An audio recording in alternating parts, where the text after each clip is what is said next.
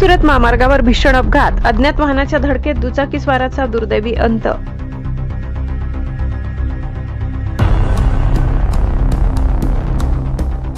धुळे-सुरत राष्ट्रीय महामार्गावर रविवारी सकाळी 11 वाजेच्या सुमारास एक मोठी दुर्घटना घडली।